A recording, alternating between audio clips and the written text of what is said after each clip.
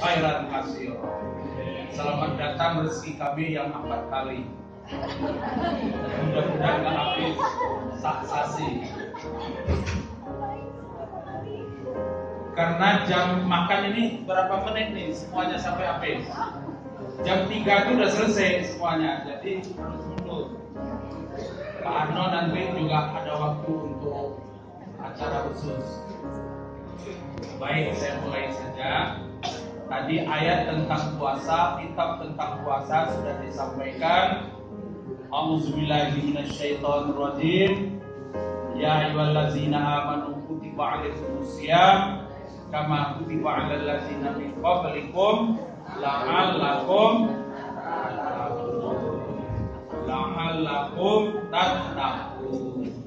Kita berpuasa, mudah-mudahan kita menjadi hamba Allah yang bertakwa.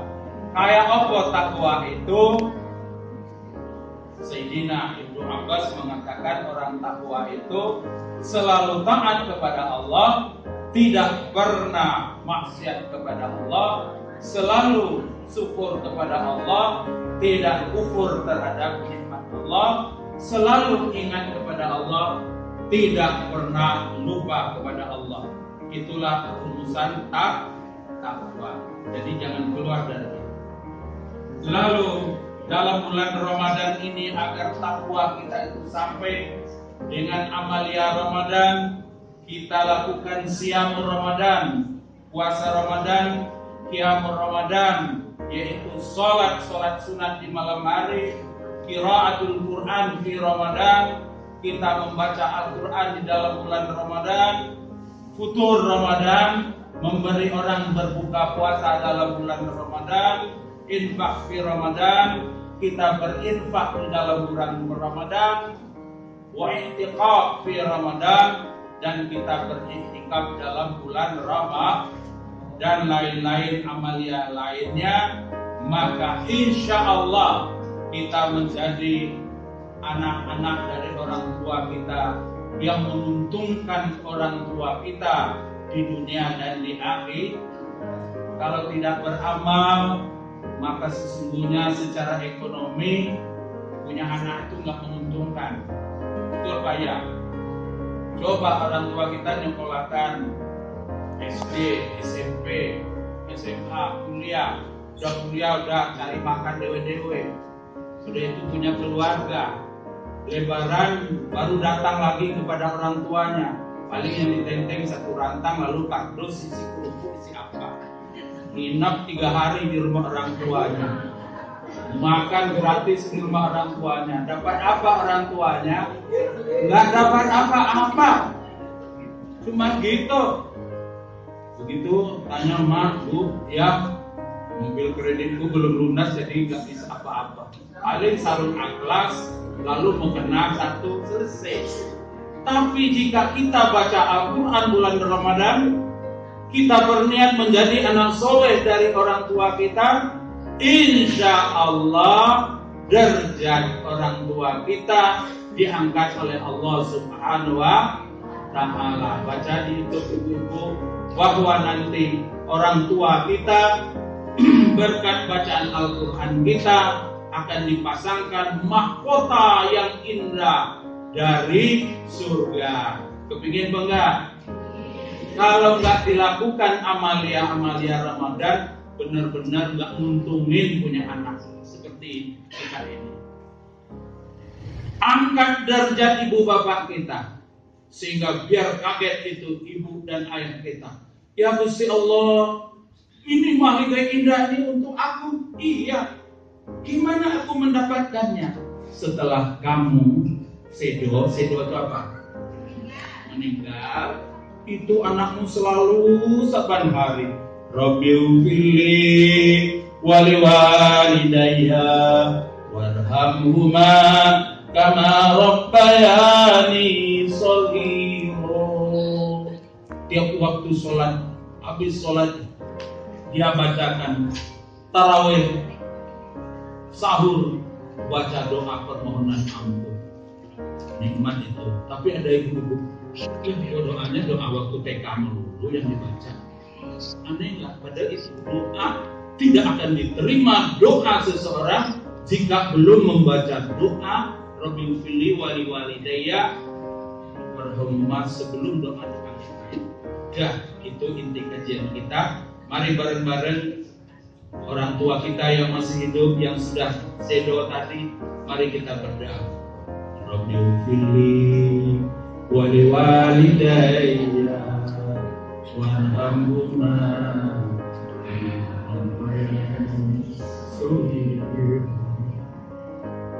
Allahumma anzilir rahmah wal maghfirah ila ahli kubur. Turunkan rahmat dan maghfirahmu kepada ibu bapak kami yang telah tiada ya Allah, yang berada di alam barzakh sana.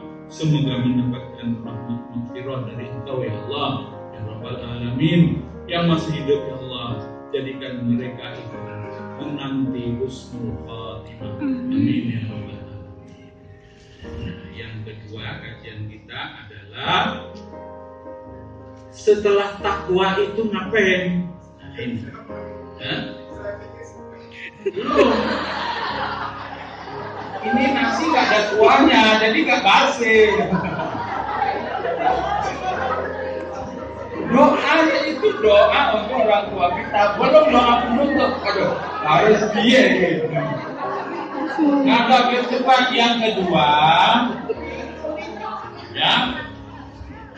Orang bertakwa itu setelah kita dapat derajat muttaqin, itu kita sebagai orang yang bertakwa harus selalu bersama orang-orang yang bertakwa, selalu bersama benar iman dan Islamnya, bergaul bersama orang yang benar keyakinannya, bergaul bersama orang yang benar ibadahnya, bergaul dengan orang yang benar pemikirannya, bergaul dengan orang yang benar akhlaknya, sebagaimana firman Allah dalam surat At-Taubah ayat 119. Ya ayyuhallazina amanu taqullah wa kunu ma'as-shadiqin. Hai orang-orang yang telah beriman dan telah mencapai tingkat takwa, hendaklah kamu selalu bersama orang yang benar keyakinan iman Islam itu tadi, benar dalam ibadahnya. Kalau bergaul dengan orang yang nggak benar, ya jadi luntur itu ibadah takwanya. Orang nanya, Pak Menteri Agama kok bisa korup? Kenapa itu? Karena dia bergaul sama menteri-menteri yang juga korupsi. Itu. Kalau kita bergaul dengan orang yang tidak bertakwa, ya kelakuannya juga tidak bertakwa. Maka Allah mengingatkan kita, kalau sudah bertakwa, hendaklah selalu dalam komunitas bertakwa. Yang ketiga, belum selesai juga Pak Aris. Yang ketiga, setelah kita itu ya bertakwa tadi, bergaul dengan orang yang bertakwa, sehingga kita berpegang teguh dengan Al-Quran dan As-Sunnah, maka kita sekarang ini harus waspada dengan jalur informasi yang begitu hebat. Waspada program 10 program Yahudi untuk mengacak-acak dan mengobok-obok agama Islam. Salah satunya adalah membentuk, memproduksi ulama plotisme namanya. Ulama plotisme, plotis yaitu yang pahamnya merusak agama Islam. Dibiayai, tenaga-tenaga pengajar di sekolah-sekolah itu dimasukkan. Ketoknya ustaz, ketoknya kelihatannya ulama. Dia memberikan rajin WA kemana-mana, tapi isinya merusak agama Islam. Ulama tanda petik plotis. Ulama plotis, produk Yahudi untuk menghancurkan agama Islam. Nanti dibaca lebih lanjut. Kita harus waspada. Jangan tergiur dengan baik kata omongan. Kemanusiaannya baik. Karena ulama plotis ini dibiayai oleh Primo Sandri, dan mereka adalah anggota kehormatan Primo Sandri. boleh saling curiga. Dia dari mana basic ini orang? Kok tak tahu udah jadi ulama terkenal aja gitu, hanya bermodalkan gol-gol begitu. Dilihat itu, akidahnya bagaimana, Al-Qurannya bagaimana, Al-Hadisnya bagaimana. Nah, ini perlu kita bergaul dengan ulama-ulama, ustaz-ustaz yang berpegang teguh kepada Al-Quran dan As-Sunnah dan paham mengerti dengan perkembangan yang merusak. Apa 10 produk Yahudi itu? Nah, nanti di luar kesempatan ini. Lalu yang ketiga, baru takwa, kita pandai bersyukur. Orang bertakwa itu harus pandai bersyukur. Kalau nggak bersyukur, itu 4 gaji bulan itu tadi nggak ada yang disedekahkan itu. Nah, terus terang ini nggak pandai bersyukur, 4 kali gaji diterima saksasi, nggak ada untuk yatimnya, nggak ada untuk fakir miskinnya, Allah nggak akan nambah. Jadi wattaqullah la'allakum tashkurun. Hendaklah kamu bertakwa kepada Allah. Dengan takwa kamu semuanya, kata Allah, harus menjadi orang yang bersyukur. Syukur dengan mendekatkan diri kepada Allah Subhanahu wa taala. 2:30.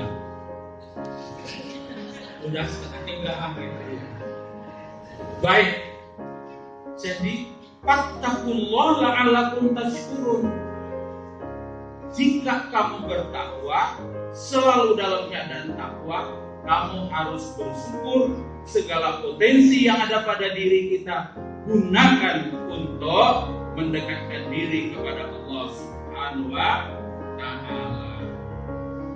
Jadi bersyukurlah kita, lalu kita akan dapat bahagia. Bahagia dulu baru syukur, atau syukur dulu baru bahagia?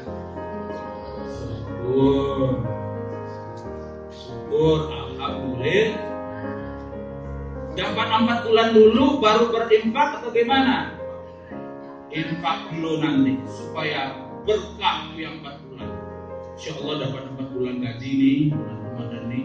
Sisa bulan kemarin coba diinfakkan, belikan beras, kasih ikan teri, ikan apa, antarkan kepada tetangga yang fakir miskin. Ya, insya Allah. Mulai mengantarkan air 1 kardus ke masjid mana yang dilewatin oleh orang-orang pulang dari kerja. Yang tinggal di jalan itu masjid mana aja itu, waduh ramai. Ya Allah, nikmatnya itu mendapatkan buka puasa di masjid-masjid itu. Belum nyampe pulang itu. Kalau di Harapan Indah, Masjid Furqan, orang lewat nyampe situ.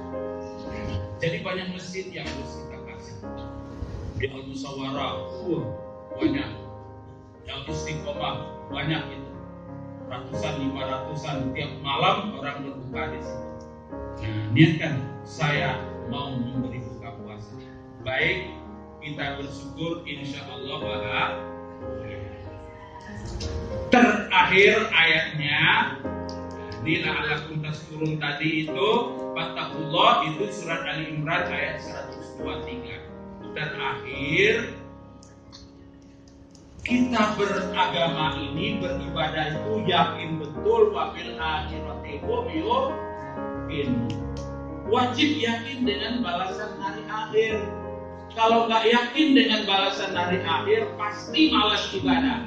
Benar? Itu apa, hidup habis hidup ya sudah, habis perkara. Itu orang tidak beriman dengan hari akhir. Nah, jika kita beriman dengan hari akhir, maka saat kita berbangkit dari alam kubur ke mahsyar, berhisab di mizan, itu semuanya lancar berkat takwa kita kepada Allah.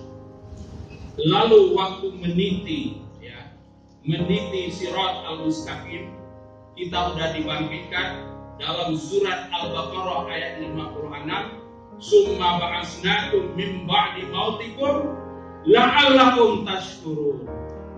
Nanti kamu setelah mati itu akan dibangkitkan, dan mudah-mudahan kamu termasuk orang yang bersyukur.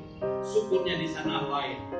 Nah, kenapa kita wajib menunaikan amal-amal ibadah kita, memiliki amal favorit kita, la'allakum tashkurun, supaya kita bersyukur. Bayangkan waktu kita melewati Shiratal Mustaqim, itu ada 8 kelompok itu. Wa nabiyyukum sallallahu alaihi wasallam qa'imun 'ala siraj yaqulu rabbi sallim rabbi sallim. Umatnya berjalan di atas Shiratal Mustaqim. Shiratal Mustaqim itu bukan rambut setajam padang belah 7 enggak. Itu karena sulitnya, tapi jembatan itu besar. Nabi berada di pinggirnya, malaikat berada di pinggirnya. Nabi melihat rombongan muslim, mukmin, salim ya Rabb, selamatkan umatku ya Rabb. Katanya begitu. Ya Allah, cintanya Nabi kepada kita. Allahumma shalli ala Muhammad. Maka umat Nabi Muhammad ada yang lewat di Shiratal Mustaqim. Sirat itu seperti kilat, sampai sana. Ada yang seperti angin kencang, nyampe ke surga. Ada yang seperti burung terbang, sambil lihat ke bawah neraka. Itu ke neraka itu katanya.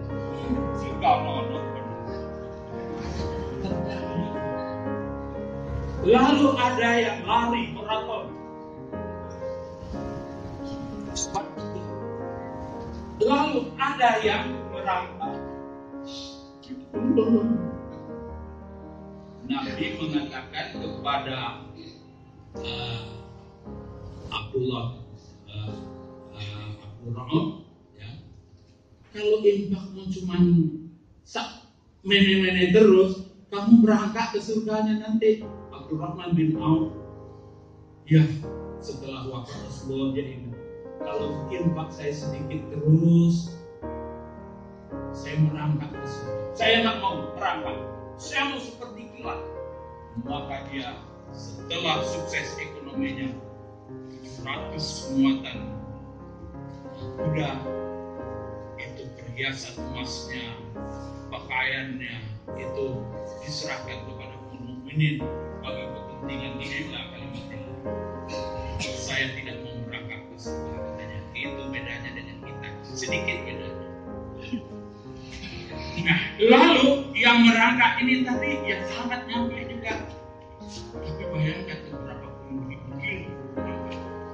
Ada yang merayap dengan untuk kalau pakai kayak saya gitu, ini dengan satu sama. Udah keinjak kurang udah ke apa tapi nyampe selamat. Lalu dikatakan dalam hadis Muslim, tajri bihim a'maluhum. Model-model menyeberangi itu karena tingkatan amalnya. Tajri bihim a'maluhum. Dalam hadis Muslim, amal-amal ibadah mereka lah yang membuat mereka berbeda-beda kecepatannya menyeberangi sirat.